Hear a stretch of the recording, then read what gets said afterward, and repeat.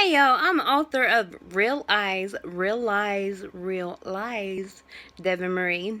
And this is my blessing video number 336. Don't ask about the numbers because I just pulled them out of thin air. But anyway, this is the video about waiting because I have been asked several times to clarify what I mean when I say I'm waiting. First off, I want to tell any of my family and friends who think that who are afraid that it might be somebody from my past. It's nobody from my past. I can promise you that. It's somebody I met a few months back. We'll call him Eric Cartman because we will. And he's brand new. That's all I'm going to say about that. But there seems to be confusion when I say waiting. What exactly I mean by waiting. Now, waiting doesn't mean sitting around pining over him, waiting for him to call me, waiting for him to text me, waiting for whatever. That's not what waiting means. Waiting doesn't mean locking myself in my bedroom and not having a good time, although I lock myself in my bedroom a lot. That's just me. I'm not a people person. I don't like people. But if I want to go out, I'll go out. I spend a lot of time with my family because my family's close like that. We just spend a lot of time together. But I have male friends, and if I want to go out with one of them when they ask, then I will. Same for female friends, and I would expect the same from him on either side. Because anybody that you meet that expects you to give up people that you already had in your life before them, they're not worth it anyway. They're not the right person for you. So, I wanted to go over why I think he's the one before I talk about some other things. First of all, we have some similar interests in different areas of our life. And even though he doesn't look like my usual type, which is 6 foot plus, dark hair, dark eyes, he's the most handsome man I've ever met.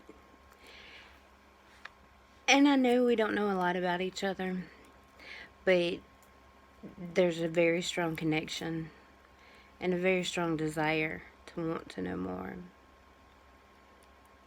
And it's not just curiosity. I've let curiosity get to me in some situations since we met, but it's not just curiosity. I also had a dream of him, which sounds crazy, but I did. I don't know that it was him specifically, but it was somebody that looked like him. And there was a song playing, actually, that I had not heard in 20 years, and then I met him the next night. That is not my sole basis, though, on it being him. Actually, my biggest basis, and is this way with any new person that I might talk to, but I'm not talking to anybody. I'm not trying to put myself out there and meet anybody beyond just being friends. Even the male friends that I had or have made since then know that we're just friends. We've been friends for 12 years, and he said he actually accused me of being afraid of being treated right by him, but that's not it. I just know it's not him. I love him, and I hope we're always friends, but I know it's not him. He did say that if this doesn't work out, there he better be first in line. But that's a different subject, too. But the biggest thing, other than definitely having belief in God, belief in heaven and hell, belief in salvation, all those similar beliefs, those have to be the same. I will not compromise on that. Is similar life goals. His job, I don't care. Not one bit. Nah, there might be one little aspect, one little portion. It's a very tiny portion, but it's not anything for his job to matter to me, other than the fact that he has a job. That's a very important part, having and keeping a steady job. But his job and his dreams and his goals will lead him, as long as he works hard and tries to attain them, and I believe he will lead him to being in some major spotlight. And of course, I, as a writer, and with my podcasts and videos, plan to be in some pretty big spotlight myself. The two don't go together at all. They will never mesh together at any point in time. But we would be on the same kind of level to understand each other, to understand what it took to get to where we want to be supporters of each other, to be each other's cheerleaders, and encourage each other to keep reaching for what we want. So that's really the biggest part that I feel is why we are meant to be together. Plus, we have crazy connection. Like, I don't know, it's just crazy. It's something I've never felt with anybody before, and I can gush over that for hours. But it's just mainly one of those things where, like, when you're thinking about somebody and then they text you, it happens all the time. One of those things. So, but anyway, I digress from that. Like I said, the biggest thing is having the same religious beliefs and having the same life goals. We both want to be more. And we both have a higher purpose from God. Now, those of you who saw my post the other day or following along, and you're like, oh, she's waiting, and I want to wait too, and I will never wait on a toxic person. I will never wait on an ex. None of my exes. Even the good ones, and there's a couple of those, I wouldn't wait on them either. Too much time has passed, too much has happened, too much growth and development on both sides.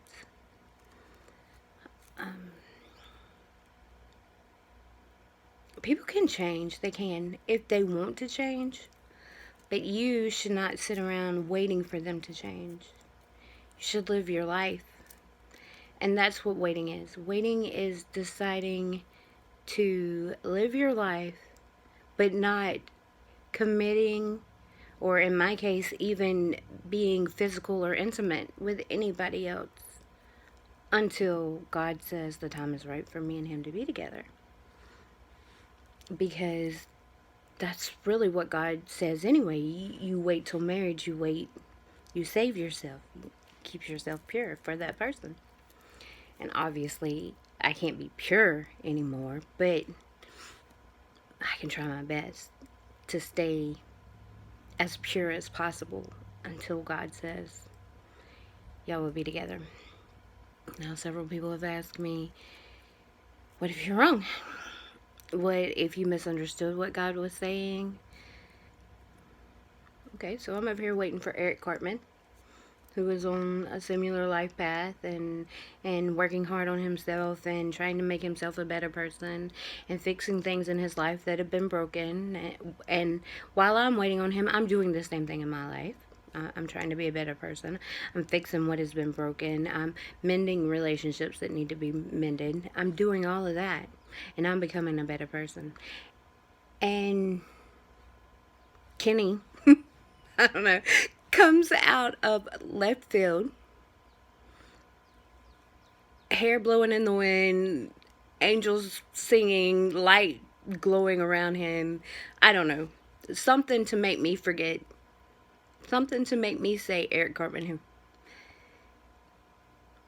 God shows me, and I know this is not a test, but that it's God showing me that I was wrong, that Eric Cartman and I are just supposed to be friends, and that I'm supposed to actually be with Kenny. And the whole time that I was waiting and saving myself for Eric Cartman, the wrong person, I've still waited and saved myself for Kenny, the right person. I hope that makes sense, because I practiced that over and over in my head, and I wanted to say it the right way. But waiting is not a bad thing. You will not miss out on things in your life if you wait. I'm learning that every day. And I'm also learning, I know two of my biggest lessons that I'm having to learn during all this is patience, because I don't have a lot of that, and to let go of a lot of control, because the control freak me over here and the let go and let God side that I'm trying to be over here, they're totally different. And I'm slowly going towards the let go and let God, and going with the flow, as he says. Not God, but Eric. He's told me multiple times, just go with the flow. Gets on my nerves. But I'm learning that as I go with the flow, that it's just fun. It's just nice to have that person there. And I still have my friends who I can talk with, and I have him, and I have my family and my kids, who are the most important thing in my life right now. And that I'm so sorry. And that is actually the most important relationship to me right now, and what matters most to me in getting repaired and being good. So I hope that is clear as well. But in going with the flow and waiting and not worrying about the future so much, and not worrying about being with somebody, and not worrying about having somebody to make me whole, because nobody can make me whole but me and God, then I am just happy. I'm happy where I'm at. I'm happy in my life. I'm happy in my circumstances, even though they're not the best at the moment. I'm just happy. And I'm becoming whole. And that's the thing. You have to be whole on your own. Another person cannot make you whole. But that's a whole other subject that we will address at a different time. So I hope this clarifies some of the waiting. If you have any questions, you can feel free to message me on Facebook, here on YouTube, or you can email me at justme.deborahmarie@gmail.com. Please also remember to tune in to my podcast on Spreaker, because I have been reading portions of my book, and I will continue to do so over the next month or so, while I am writing the second book